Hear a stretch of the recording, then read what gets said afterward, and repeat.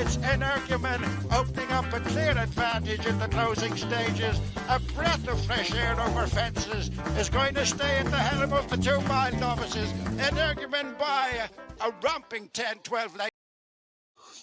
So, hello and welcome back to episode number 11 of the Road to Cheltenham Challenge with myself and the Golden Groom, who was missed last week. While he was rolling down the Alps, we were rolling into subscribers. Ronan Groome, a 308% increase since you've left the channel. In just a week, we have the subscribers have been absolutely rocketing in. How was your time in, where was it, Switzerland you were? It was Italy. It was in the Italian Alps, a place called Sozzi. And I didn't watch much racing. I did watch the racing at the weekend. I watched the Tayestes in an après ski bar, and I watched the big handicap at Cheltenham, the one Torn and Freda one on the top of a red slope. So I was just trying to do a few slopes, watch a bit of racing towards the end of the week. But nice to get a little break in before it gets really hectic now with the Dublin Racing Festival obviously coming up, and then Cheltenham not too long after. So yeah, it's good. And the Dublin Racing Festival coming up, Mr. Groome, and you're coming to Cheltenham with us. I am, yeah. It should be an experience. If I've known anything about drinking with you, it's always an experience. So we'll see how it goes. Tuesday, Wednesday, the 2 best days for me of the week. And then I've got to work the rest of the week. But yeah, we'll see. We'll get you a blue and white or a Brighton scarf for the champion chase, which we can't wait. Of course, Energumen is going to turn to form, isn't he? That's to all the Siskin fans in the comments. But listen, great reaction. Thank you very much to those, I suppose, who are continuing to put their selections in the comments. And, you know, those who didn't subscribe yet, we did give it a plug the last couple of shows, and as I said, you know, it's starting to pay dividends. They are rolling in, but please do, if you haven't already, hit the old red button below. Ronan, we spoke just before we come on. It was unanimous this week. Yeah, it's Pied Piper. He was good. He was very good. He was my selected performance. Look, he was obviously impressive. Any horse that comes up the Cheltenham Hill like that, he basically came up on the bridle. It reminded me, and I hate likening horses to ridiculous things straight away just after they've won, you know, their second race. But it reminded me a bit of R. Connor, the way he tanked through the race and pulled the way up the hill. And Davy seemed to love him, and he jumped well. And for all those reasons, he was very good. But he's my selected performance because of the significance in the Triumph Hurdle market. Because obviously you have Phil Dorr there as well, owned by the same owner and trained by the same trainer in Gordon Elliott, and then you have Vauban, who is favourite for the Spring Juvenile Hurdle this season, or this coming weekend, and Pied Piper beat him obviously at Punchestown, and the pair of them pulled clear and they did a good time. And Vauban, I think, has a lot of fans as well. He was a bit unlucky in that race. He kind of, Paul Townend brought him into the rail and then switched him out again, and he looked a bit green, and on another day he could have won. So you can see why Vauban is favourites this week, but he's actually favourite over Phil Dorr, which I thought was quite interesting in the Spring Juvenile Hurdle, which is often like a really good guide to the Triumph. Obviously, Quilixios last year and loads of other horses used that race, so that's interesting. Just for all those reasons, it's a really interesting market now, and I'm just wondering what they're thinking about Pied Piper maybe into the Supreme, just to kind of. A la Binocular that year, he went for the Supreme, same owner. And I'm sure that's not great news for you with your old Mighty Potter ticket in the Supreme. They might go Ballymore in that case with him. But So come here. So, look, the performance itself, I want to ask you, because I want to stay, you've been talking about the race. If you are the Browns, what do you do? You are the Browns on the Road to Cheltenham Challenge. What do you do? Personally, I would just run the boat in a Triumph and try and win that. They've never won a Cheltenham race. Just double their chances. They'd have a long odds-on shot then in the Triumph. The Supreme, I think you have to talk about the Supreme this season being like ridiculously hot as well. So you could have 2 losers in 2 races, or you could try and really guarantee yourself a winner. So for me, I'd probably try and run them in the boat in the Triumph and try and get on the board. Going into the race, they believed in Elliott's that Phil Dore was the better horse. After the race, Interesting Gordon comes out and says he still believed that Phil Dore was the better of the two, but visually and given, I suppose, the pace in the race, there was a good pace early on, typical Davy Russell, and you could just see in a strong pace Supreme, Pied Piper just being dropped in and arriving there, getting the weight. Has it ever been done, Ronan? A 4-year-old winning the Supreme? I know you're not a... Horla Lawa, I think. You keep talking there and I'll check that up.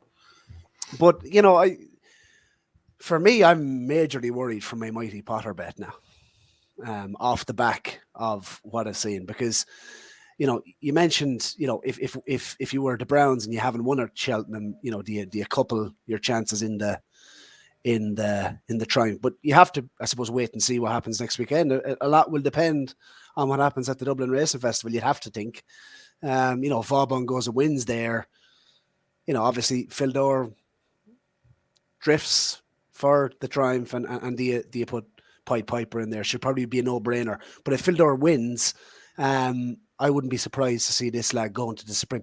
And it is a strong race, but the way I would have absolutely no problem at a double figure price backing this horse, non-runner, no bet, for a Supreme. I wouldn't be surprised if this is the route he goes. I thought it was an incredible performance. And when you see it sometimes, a horse not coming off the bridle, short-term variance, price crashes, etc., etc. But this I think could be a little bit different. And a line through the, I suppose, through the, I suppose a tie-in with the juvenile graded form in the UK. Forever William was a good line into the form in the UK. Obviously, ran a very good race behind Porticello and San Segal at Chepstow. And he's probably improved for that. So he's obviously, ahead, finished ahead. It was a head bobber for the second with Ante-Post Devasi, but I thought it was very good. This fella could have went around again. So yeah, it was hard not to make him my performance of the week. Very impressive, Pied Piper. And what about me, Ronan? I thought I was going to get a mention for the Tipstar 2022. On Altigoris Devasi. Forget about me. I thought the horse was good. She went and won, of course, the Salarina. And we have her in, of course, at 10-1. And she's now a 7-2 shot, isn't she, for the Mayor's Novice? And why was everyone, after the race, everyone's just talking about Brandy Love? Oh, she reverses the form at Cheltenham. To see the way she jumped out left. If she jumps like that in Cheltenham, she'll end up in the cross country, out jumping. She'll end up going around the banks, because I don't care how much she jumped to her left. Take her out of the race. I just thought Altigoris Devasi, Willie said it afterwards, she was very professional in her race, and she's going to improve as well. I'd say there's a lot of improvement in her going to Cheltenham. And yeah, I would be very excited with her. And at this point in time, she would be one of my best bets at the festival, Altigoris Devasi. So I was delighted to see her go and do that. And that was, I suppose, my two performances of the week. Underrated performance, Ronan Groome. What have you? Can I do my overrated first? Go ahead. Altigoris Devasi in Fairyface. Okay, go on. Tell me your thoughts. The price. Off you go. Basil, the price now, she's favourite for the Mayor's Novice Hurdle. Like, she's 5-2 in the place. I mean, surely to God, okay, fair enough, you're saying Brandy Love mightn't turn the form, and I agree, sometimes horses get overrated when they jump out to one direction, and then you say, oh, they're just coming back the other direction, it's just going to even out. It's not ideal to jump in any direction. You need to jump straight. It's obviously, what you need to do. But, I mean, Altigoris Devasi, she's still nearly beaten. Well, not beaten, but she's still only finished 3.5 lengths away, Brandy Love. Like, she nearly jumped into her tote at one point. Like, it was absolutely crazy. It reminded me of Footpad. Was it? No, it's not Footpad. What was the York Hill that time in the Paris? Erratic. It was crazy, but she's still only finished 3.5 lengths away. Granchie's fallen in behind, so it's ended up being a really loose race. I don't think it looked the greatest renewal, just the way it worked out. Now you're being asked to take 7-2 top price about this mare. You know, she's done both of her winnings on the same course. I just think that looks short. That looks very short to me. I mean, like the Mayor's Novice Hurdle is always going to be likely to be a big field as well. Like I come back to my selection. I think she's going to run this week in the Grade 1, the 2 mile novice Grade 1 at Leopardstown Statuary. I mean, she's got better form than Altigoris Devasi. She's won her 2 mile Grade 1 over the same course on the Royal Bond. And Mighty Potter have finished in behind her. I mean, I just think she's a little overrated for me after that. And I wouldn't be touching that price of the barge bowl, but it's a game of opinions, Basil. I just think if you look at the horse that finished, back in third lunar display, she's a very consistent mare, and she's been getting within 25 lengths of anything in the Mayor's Novice. But I think Altigoris Devasi has a lot of improvement. It was only her second run, of course, and you see that with those when a mare's improving. Where's the ceiling with this girl? I don't know. They're all improving. They're all novices. Yeah, no, I think I'm looking forward. Listen, I think she would it be back in her 5-2 currently. I don't know. There's 5-2 in a place. You can get as big as 7-2. It's going to be a competitive. It's a competitive division. It really is. I mean, we've mentioned Love Emba. You've mentioned Statuaire. Grangie disappointed. Brandy Love. Don't know. LA Bell. It's a very competitive division. But I'm happy on my 10s. I'll put it to you like that. Go on, give us your underrated performance, Mr. Groome. Look, people will go mad now when I say this, but there has to be a line, right? So I don't want people to hear me wrong when I say this, but I just think Chantry House, the criticism that came from him after that race, where he's struggling to get up the hill to beat. Santini, and you can say what you want about Santini, and obviously you're right, the form isn't great, but Nicky Henderson was quick to defend him after the race. He said it's a trials day for a reason, left a bit to work on. The horse has jumped poorly and done a lot of things wrong during the race, and he's still come through and won. So I'm not saying for a second that he's going to go and win the Gold Cup now, but there always has to be a line of where things go over and under. And I think people have kind of just a bit underrated the performance now. He's, as you say, he's a horse. He's a young horse. He's got scope to improve. He's now basically won over the course and distance. I know the Cotswold Chase is a furlong shorter than the actual Gold Cup, but he showed his staying ability there. He's only really getting going towards the end. And as I said, I'm not saying to back him. I just think the reaction to his struggle against those two horses was a bit over the top for me. I think there's more to come from Chantry House, and the way Nicky operates now, it's all about Cheltenham, it seems, and May have left a bit to work on. And I'd say there's worse 20-1 shots you can back at the festival than Chantry House. In what's a wide open Gold Cup, really, there's nothing huge, there's no real stars there. You can pick holes in everything for me, to be honest, and that goes from absolute tar down. So for me, just a little bit of an overreaction to how workmanlike he was. Interesting.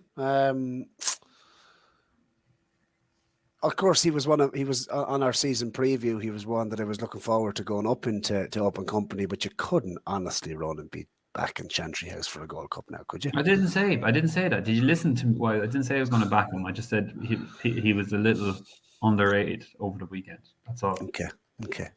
Would you see him running into the top 3 or 4? I don't know. I don't know. He's not doing it for me anymore. Look, forgive a horse a couple of bad runs. He's went and won the race. Couldn't have it. No, sorry. Underrated performance for me first. There's not much talk about this North Lodge of Alan King's, who won the Ballymore Novice Trial. Now, obviously, Hillcrest Ronan was all the rage. You like him, I like him as well. He came down early in the race. And for that reason, I think this race may have gone under the radar as a whole. Now, the front 3 have come well clear. The last flight of hurdles was taken out. But I like this North Lodge. You're smiling. The front three come well cleared. I think there's only 2 other horses in the race. Bombs Away. On this horse won a 14-1 on debut at Aintree. And Bombs Away is a horse that I quite like, of Ollie Murphy's. Now, I think we haven't seen him since. He was a hot favourite going into the race at Aintree. And this horse obviously won the 14-1 on debut. I liked the way he done it. The step up in trip was a help to him. And he's gone up to 2.5 miles here on good ground. It's only a second start and he remains unbeaten. Alan King has won this with nice types in the past. If you look at the Roll of Honour, it is a race that throws up a nice horse. Yanworth, Santini, Red Sherlock going up before en route to going off he was a dirty each way bet, of course, in that race behind Faheen.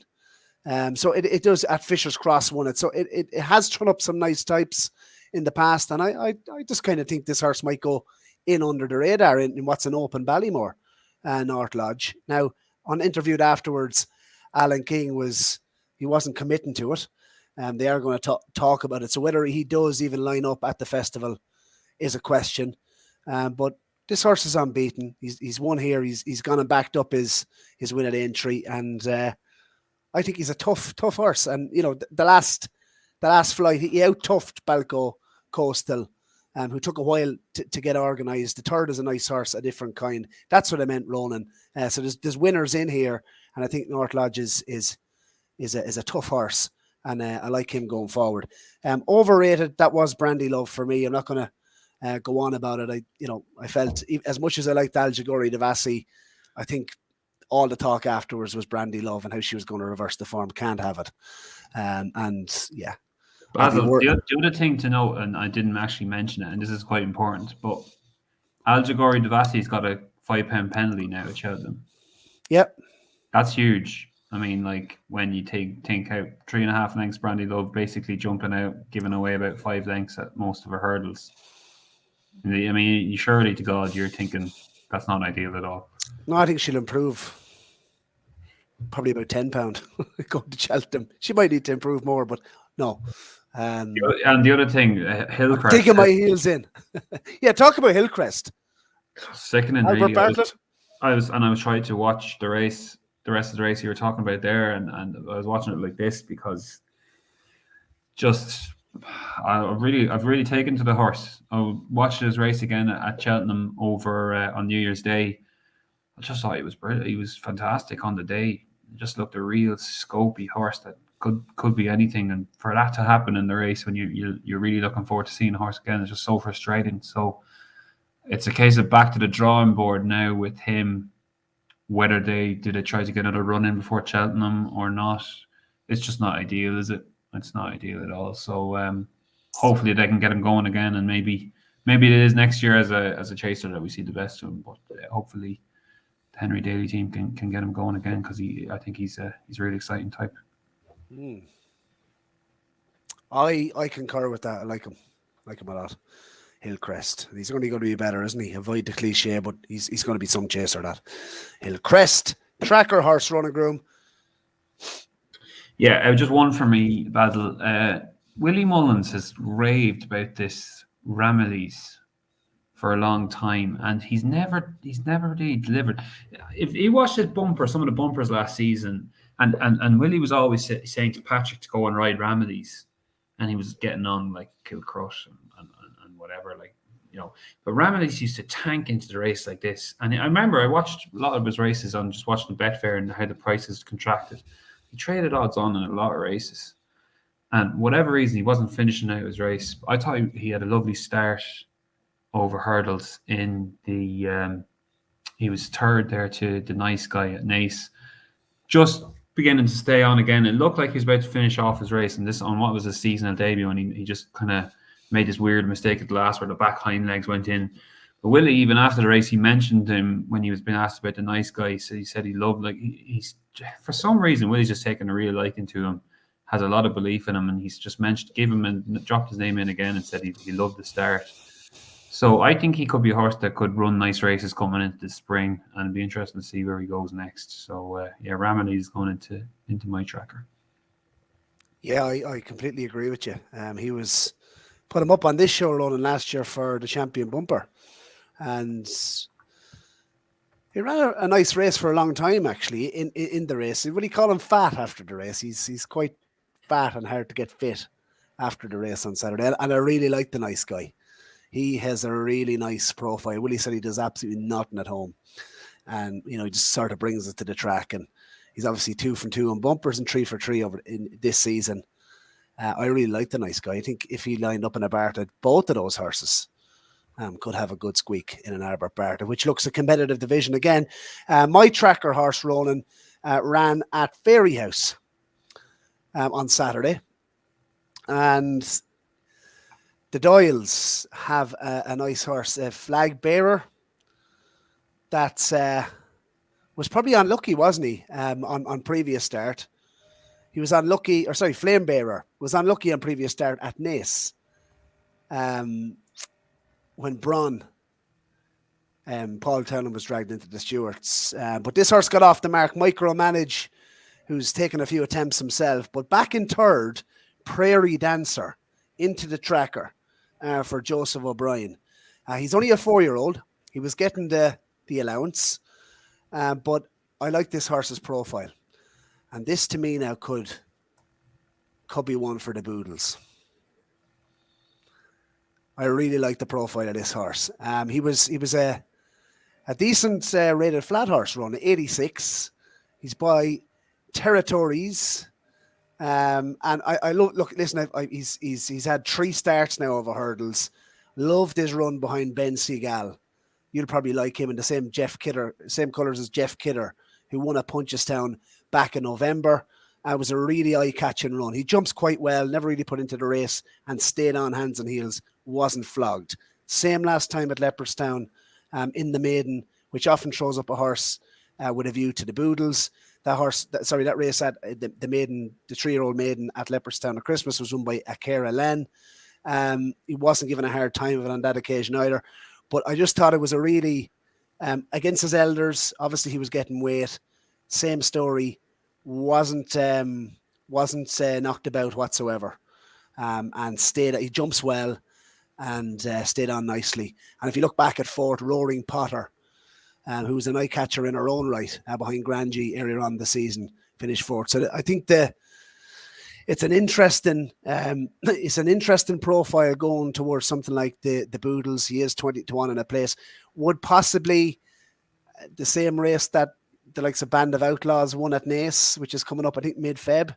Could that potentially be an option for him to get off the mark and go into something like the Boodles off a mark of maybe in the mid-120s? Prairie Dancer, this horse is in my tracker.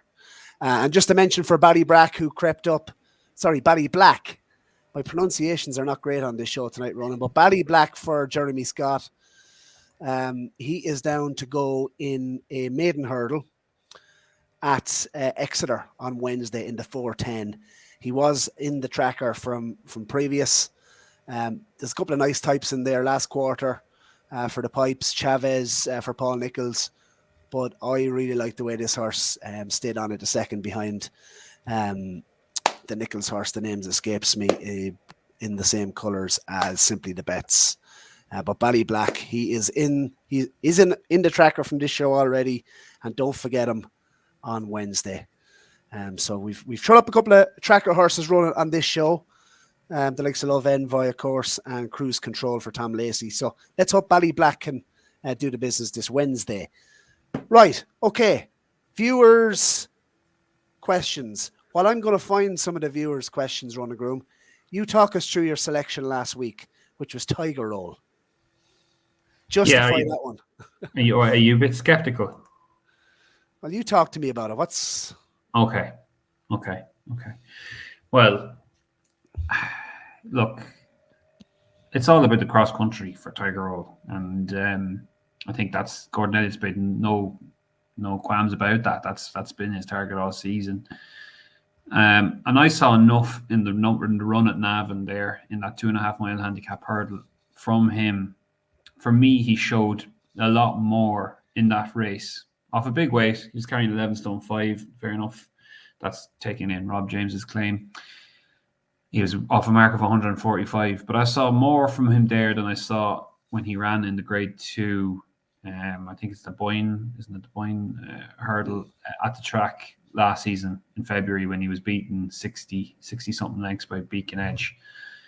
Look, he's been beaten 31 lengths in a handicap hurdle. That's not the type of prep you want going into Cheltenham, but he's par for the course with Tiger Roll for the last couple of seasons. It's been all about cross country. He was a seriously impressive winner of the cross country chase last season. He beat Easy Sands by 18 lengths, and it's like it goes without saying, he's a brilliant horse around Cheltenham. His record is absolutely amazing. He's going for his third win in the race. I just think you've been asked to take. I tipped him there at 6-1. I think he's been a bit of money from now. He's around a 92 shot. He was a 92 shot in the race last season off the back of a 65 length loss to Beacon Edge. You're getting a much better kind of run-in race this year where he's showed a bit more for me, and you're getting the same sort of price when you know his prowess around Cheltenham and you know he's been trained for the race all season. So to me, it just looks, and don't ask me to try and analyze the cross country as a race. Just that on what I just said there, the pure price thing from Tiger Roll's perspective, it just seemed like a decent enough play albeit in a week where I probably was zoned out, ready to go off on holidays. But I'm happy enough to stand by it, and 6-1 seems like there was a bit of juice in that, and even 92 now seems fair enough to me, considering he was the same price for that race last season. I'm not 100% on some of his rivals, especially the ones coming from France, but we know what Tiger Roll can do at Cheltenham, so I'm happy to get on that boat again. Andy Nicholson is in agreement. He said if it comes up good to soft in the country, Tiger Roll wins it. The opposition looks weak, and 6-1 is potentially value. On the other hand, he said if it comes up anyway soft, you can forget about it. So that's from Andy Nicholson. Another question. That's an interesting one. Speaking about Mr. Fred Rogers, and that one comes in potentially for the Pertemps. So what's your thoughts on Mr. Fred Rogers in the Pertemps? His 2 mile 5 and 3 mile form reads well, and Gordon has entered him at Warwick a few weeks ago to check his UK mark. Ronan Groome, thoughts on that? That comes in from 0255 Jack. Some username that.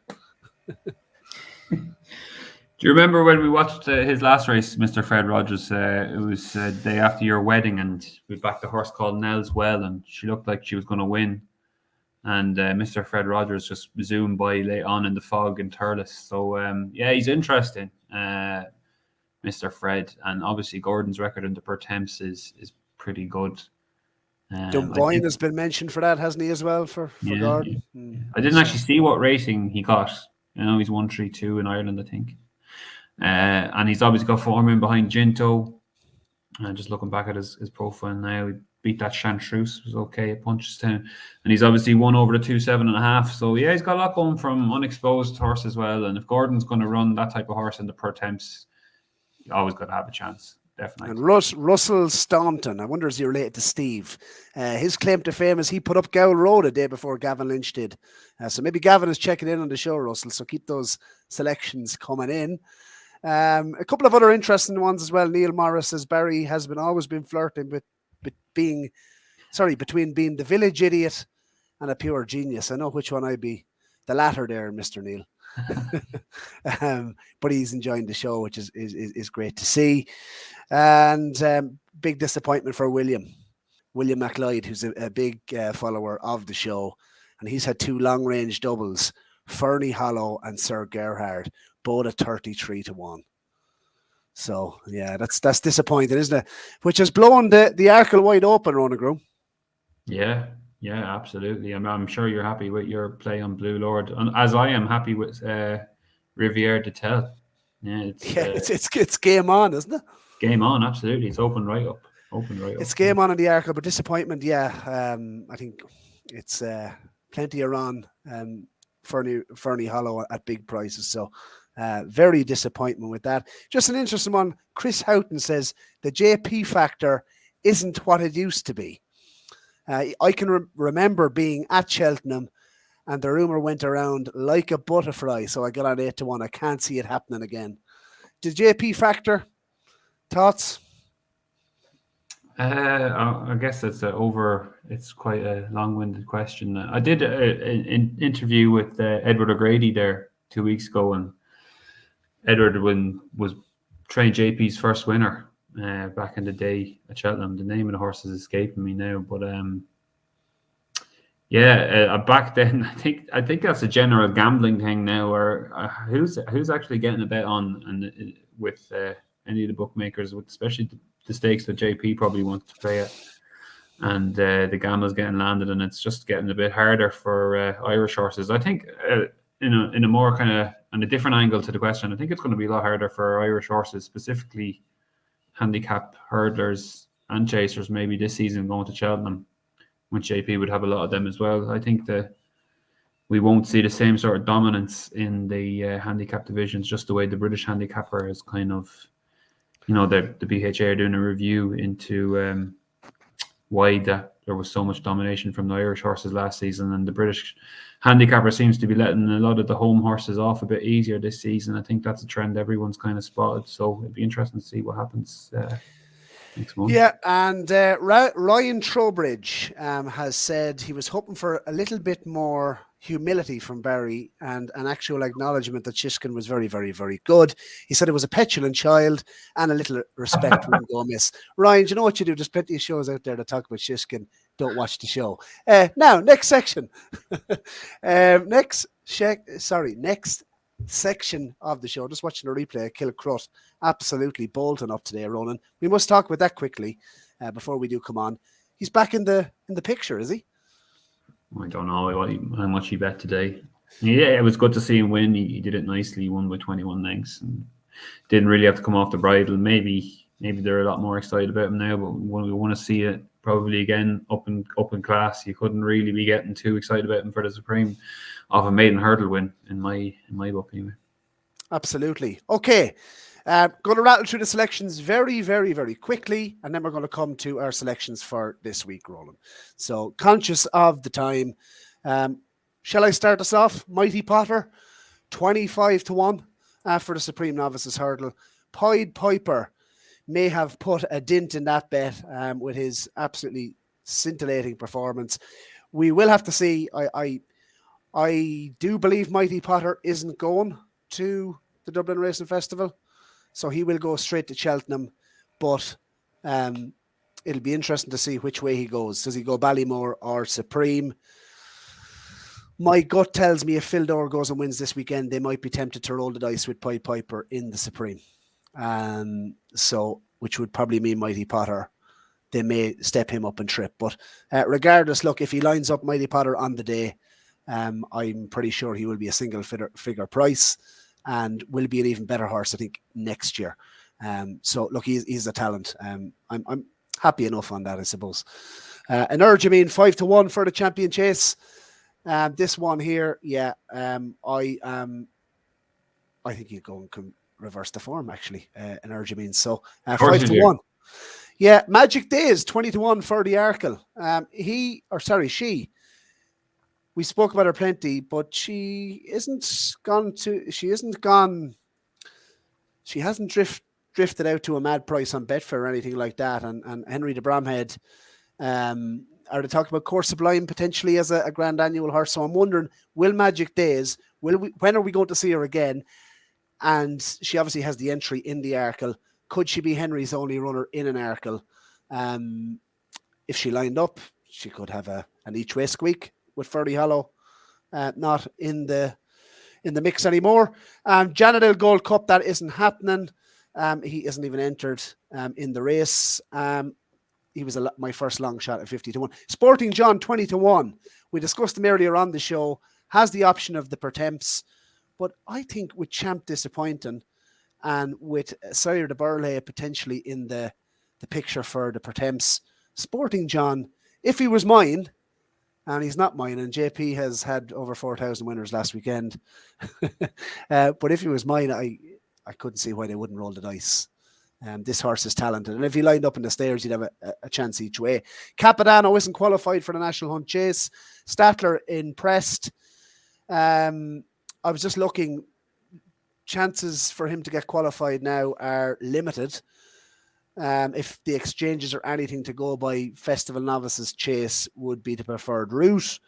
The Fortria Chase at Navan is that's the route that Fox Rock went down. He went and won that before lining up in the National Hunt Chase. So, look, it seems to favour horses with a little bit more experience. I was hoping maybe to see him run at Naas, but he does have the option of Navan.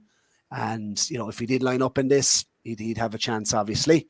Capadano, but it's a little bit worrying, I suppose, at this point that he's not qualified. Next selection on the show was... It's not in front of me right now, but I know we did put in Tell Me Something Girl at 6-1 for the Mayor's Hurdle. The form was obviously working out with Roy Gahala going and win the Galamoy. She was obviously giving her plenty of weight at Leopardstown, and she is a 7-2 shot, currently best price. And I could imagine her going off a lot shorter on the day. So happy with that selection. Porticello for the Triumph Hurdle, 14-1. If he lines up, he'd have a chance. Flooring Porter, very happy with this one as he's gone into 3-1 favoured for the Stairs Hurdle. We put him up at 7-1 as a wild card. And Flooring Porter, he was laughing in the box while the other two lads were making a show of themselves over the last week, Champ and Classical Dream. So back, he is the champion and will take a bit of stopping, I'm sure. Altigoris Devasi, 10-1 all the way down to as short as 5-2 for the Mayor's Novice Hurdle. And I'm beginning to fall in love with this girl. Hope she doesn't hear that now. She's in next door. But Altigoris Devasi is the other female in my life this year. So looking forward to seeing her and how she progresses. I think there is a lot of improvement in her heading into the spring festivals. Blue Lord, of course. Another horse that's contracted, Ronan Groome. I'm serving it up to you down the back with Blue Lord, who's now a 3-1 chance for the Arkle. And yeah, as we said, it's blown wide open and got on him at a time when, of course, he was second favourite. Now he is favourite. Does he line up in the Dublin Racing Festival? I see he is drifting a little bit for it. It'd be interesting to see if they maybe go to that race with Hot on Colours, the Irish Arkle. So the ground will obviously play its part. But either way, you'd have to be happy, wouldn't you? And 3-1 on Blue Lord for the Arkle. And next selection, Buddy Rich, 20-1. Best price you can get now is 16s on him for the Grand Annual. Ideal profile. Absolutely love his profile heading to the Grand Annual. And last week's selection was Appreciated. And I think Patrick mentioned today the Red Mills Hurdle is probably the preferred option for him. But as we said, when we did catch up with Paul Townend, there was just something about when we mentioned Appreciated. Is this horse a real threat to Honeysuckle in the champion hurdle, Ronan Groome? You weren't on the show last week to discuss it. I didn't know that. I didn't know that they weren't thinking. They were half thinking of the Red Mills. I was hoping that we might get an answer to that question this weekend. So, what you appreciate it more likely to go to Goran? Is that the case? Patrick said. Yeah. You're not gonna get the evidence you possibly need there, I guess. But yeah, look, the Blue Lord form has worked out, and he obviously walloped Blue Lord in the Supreme last season. I thought they would have rolled the dice at Leopardstown, considering he won both. He's such a good record at the track. Just interested, probably around. Yeah, potentially. Yeah, I'd be surprised. I think Honeysuckle is near enough unbeatable with the £7. Altigoris Devasi. Sorry, Ronan Groome. That's my Tourette's over for the show. Talk to me. Go through your selections. I did enjoy that tipster thing, I have to say. Well, I'm just going to say this. If I don't win that, it's only a joke. After that performance. Now go ahead. And the horse wins. Off you go. What? Sorry. So what? I'm not actually that familiar with this tipster thing. So what happens now? Are you through to the next round, or what's the crack? We have to do a race review, and a preview, and then the select 6 or something go through to the grand final. So see Andrew Blair White put up a winner 8-1 as well. So whatever Doyle can do, Blair can do just as well. So maybe we might go head to head. This was the Road to Cheltenham Challenge last year. We might go head to head in the Tipstar 2022. What a turn up for the Bucks that'd be! Unbelievable. Yeah, look, there's no competition. Blair can't do the Jerry Hannon commentary like I can. So go ahead. Look, quickly here. Ellie May, obviously, she's a bit bigger price now. I think she still has a good chance in the Mare's Chase. I think that Mount Ida form is actually quite strong. Mount Ida is a mare, I think, going places. She got Gold Cup entries and everything. She's got an entry in Irish Gold Cup this weekend as well. So I think they think a lot of her. So it wasn't any shame in finishing second to her, Ellie May. I think she'll go for that race. So she's a little bit bigger price now. Actually, not a bad price at all, to be honest. Statuaire, as I said at the top, goes, I think, for the 2 mile. It's called sponsored by Tattersall's now. The 2 mile Grade 1 on Saturday or Sunday.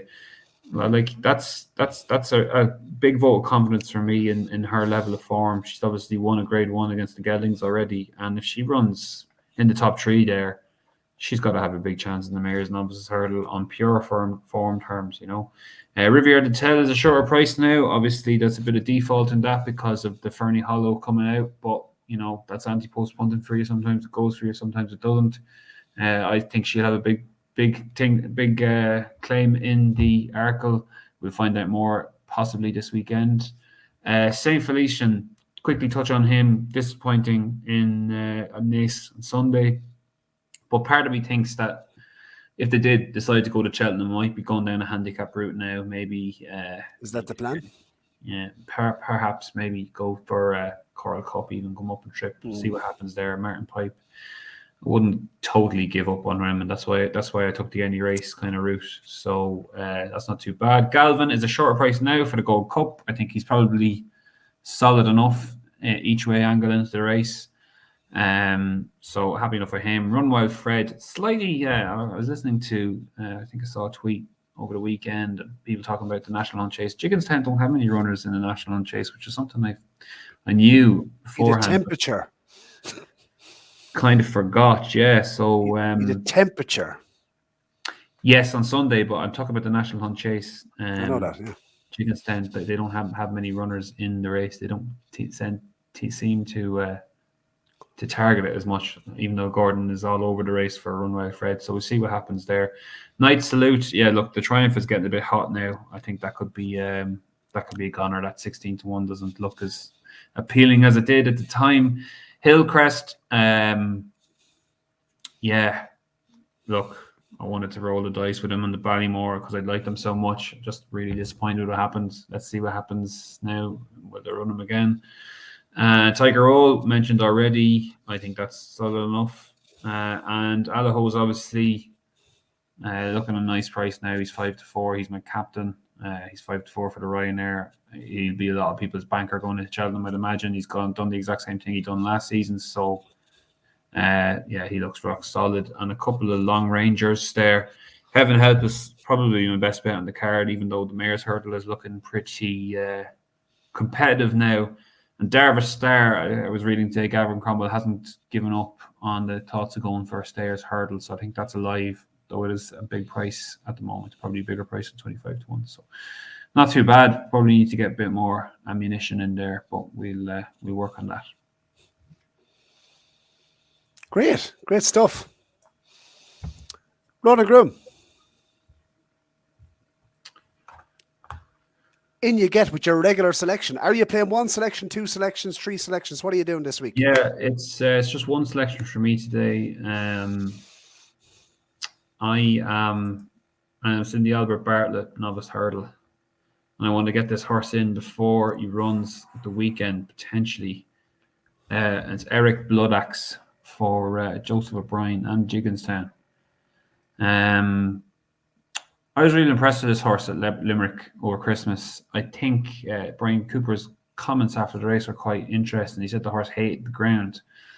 Now, if you don't like the ground at Limerick and you still win, like Limerick is an absolute swamp over Christmas. And if you don't like the ground and you still manage to win there, I think it says an awful lot about you. And not only did he win, but he travelled well into the straight on ground. He obviously, according to his jockey, didn't like, and then kicked on clear from a horse who was well touted. The horse in second or third there, Freedom to Dream, well backed and well touted before the race.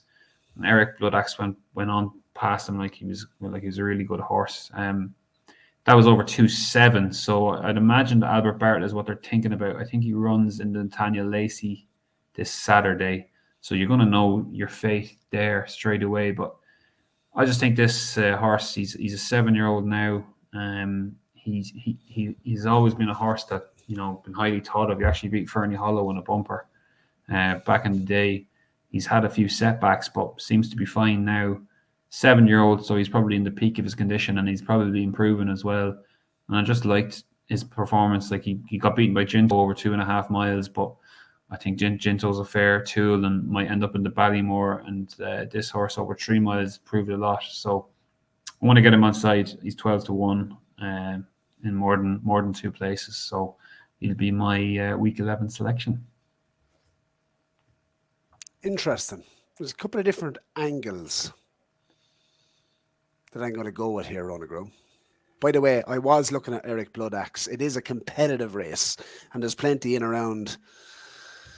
There's plenty, I suppose, double-figure prices between, you talk about Rememies, for example. Like if that lined up in an Albert Barrett, in the spring, it'd have to have an each-way chance. It's a really competitive division, it looks like, at the moment. And I'm going to put in my regular selection first. How about that? My regular selection, I'm going to play 3 this week. Could you believe that? And I'm going to take advantage of all sorts of things this week, Ronan Groome, because while you've been rolling down the Alps, the channel has got lucky. So I'm going to listen. I'm going to put in my regular selection this week, and I spoke about a horse for the Boodles earlier on in the show. To me, there's just not enough evidence to say that this horse is that I could actually back it at this point at 20-1. And there's a horse I really like in the market for the Boodles that I think is absolutely tailor-made for the race. And it's interesting because the Irish have a really, really good record in the race, but this horse is trained in England by Jane Williams. It's a horse called Saint Seagal for the Boodles. He won at 1-7. He's had 3 runs over hurdles, and he won at 1-7 last time at Warwick and pulled like an absolute car. Just going back to his previous start, he finished second to Porticello, who have put up for the triumph. And like that, he absolutely tanked through the race, showed a bit of greenness. He was held on to that day, well supported before the race. And Chester Williams had a job really to he probably ended his chance of getting anywhere close to Porticello with how strong, I suppose, he pulled early in the race. But going on to look, that's good form. I think finishing second to Porticello in the graded juvenile race of course, at Chepstow. So look, we know he handles the undulations. He's had 3 runs over hurdles. He is rated 126, which is an ideal rating going into the Boodles. He will be low in the weights. When Chester Williams got off him at Warwick last time, he said, we're going to go to the Boodles with this horse. And Jane came out and said, oh, just wait. You have to run that by the trainer first. But I just love this horse's profile. He's a nice, look, he was a little bit, they rode him more forward the last day. His jumping was better, but he's a really strong travelling type, and I think that will suit him at Cheltenham. And look, if you look at the form, how it's worked out, you saw Pied Piper. We mentioned him as our selected performance of the week. Forever Williams was 9 lengths behind, third behind Pied Piper, and Saint Seagal bet for Forever William that day. So the form has actually got a bit of a boost over the weekend. And yeah, I think this horse has a really good profile. He's 14-1. We're going to get him in for the Boodles. That's Saint Seagal, off a low weight, and has one on good to soft. And I think he jumps, he stays, and by Sant, which I absolutely love. This horse is a nice type for sure. So Sensigal, he's going to go to the Boodles, 14-1 into the team sheet as my selection. And we're going to take advantage, Ronan Groome, because this weekend at the Dublin Racing Festival, there's only one horse I want to see. I absolutely cannot wait to see Galopin Des Champs. Now, I've backed him at 25-1 for the Turner's Novice Chase. We're going to have to come on for our early bird selection for next season. Before we wrap up, Galopin Des Champs by Timas. He's a 5-year-old. Sir Des Champs won this as a 5-year-old for Willie Mullins. This time it's Galopin Des Champs. As he said, he won the Martin Pipe as a 5-year-old and then went on and ran in the JLT, as it was called then. But I'm going to put him up for the Marsh. And look, it's simply a price thing. I just think it's too big. 25-1 available for this horse for the Marsh Novices Chase. You know, he's ran off a mark of 142. He's a graded hurdler. He's gonna come up an awful lot for that. Whether he goes to Punchestown or not, or Willie just puts him away. So he jumps a hurdler like he's gonna love fences. But this horse he's probably a much different type than Sir Des Champs, in that I think he's a lot classier. I think he's a lot more about him. You know, he ran a cracker at a huge price behind Appreciated over 2 miles at the Dublin Racing Festival with Mikey Fogarty up top. I think he was something like 100-1 that day. Had disappointed at Christmas. He's only had 4 runs now and 1 run in France. But I just think this horse is a graded horse, and I think he's going to improve an awful lot for a fence. And on price, 25-1. I just can't get out of my head. We've kind of hinted at it in parts of the show. We spoke to Paul Town and we challenged him on it. But a lot of firms have gone non-runner, no bet. But for the sake of this competition, non-runner, no bet doesn't really matter. So I'm actually going to put him in as a wild card this week at 4-1, and I'm going to take the punt that he goes to the Turners. There you go. So all the Ante-Post backers, Galopin Des Champs for the RSA, into the comments. Slate me. But this horse, I think, will win at the Dublin Racing Festival, and I believe this horse will go to the Turners Novices Chase. And 4-1, wild card. I'm going to take the chance. Why not? I think, why be afraid of Bob Ollinger the way he jumps? Jumping is the name of the game. This horse, I believe, there's no reason to step him up and trip.